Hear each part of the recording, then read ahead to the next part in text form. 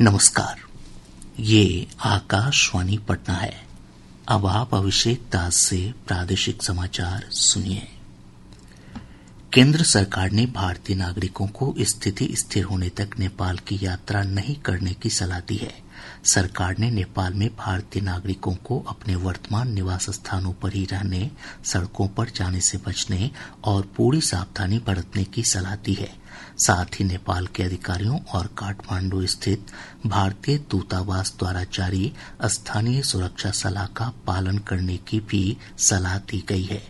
किसी भी सहायता की आवश्यकता होने पर सरकार ने काठमांडू स्थित भारतीय दूतावास के हेल्पलाइन नंबर 97798602881 या 9779810326134 पर संपर्क करने को कहा है। नेपाल में जारी हिंसक प्रदर्शन और राजनीतिक उथल-पुथल को देखते हुए बिहार के सीमावर्ती जिलों पूर्वी चंपारण, पश्चिमी चंपारण, सीतामढ़ी, मधुबनी, सुपौल और किशनगंज में चौकसी बढ़ा दी गई है। अंतर्राष्ट्रीय सीमा पर एसएसबी और पुलिस की अतिरिक्त टीमों की तैनाती की गई है।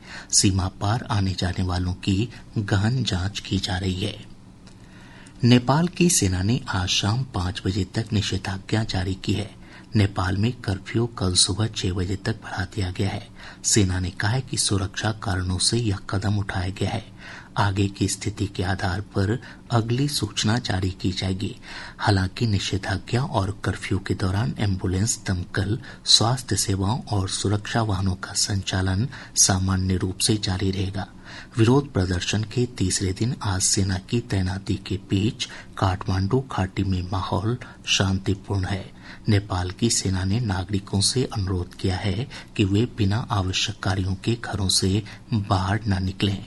नेपाल की सेना नागरिकों से अपील की है कि अगर कोई उपद्रवी सार्वजनिक और निजी संपत्ति को नुकसान पहुंचाए तो तुरंत उन्हें सूचित करें।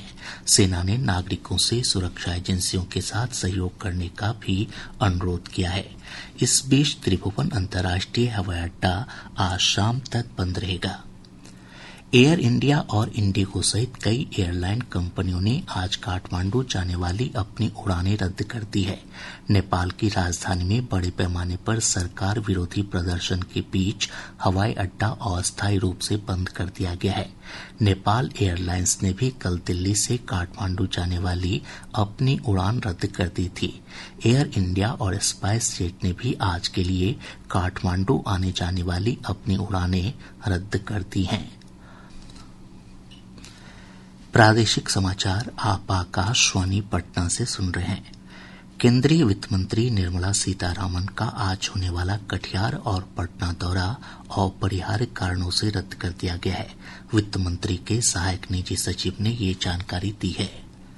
मुख्यमंत्री नीतीश कुमार ने आज पटना में आयोजित एक कार्यक्रम से सामाजिक सुरक्षा पेंशन योजना की राशि लाभुकों के खाते में अंतरित की। श्री कुमार ने 1,13,00,000 से अधिक लाभार्थियों के खाते में लगभग 1,264 करोड़ रुपए की राशि डीबीटी के माध्यम से हस्तांतरित की। इस अवसर पर उप मुख्यमंत्री विजय कुमार सिन्हा और समाज कल्याण विभाग के मंत्री मदन सहनी भी उपस्थित थे।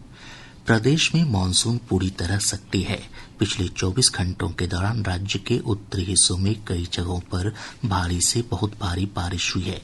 बेतिया में सबसे अधिक 135.2 मिलीमीटर बारिश रिकॉर्ड की गई।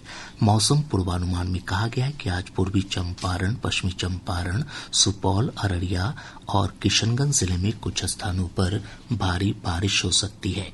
इसके साथ ही आकाशवाणी पटना से प्रसारित प्रादेशिक समाचार का ये अंक समाप्त हुआ।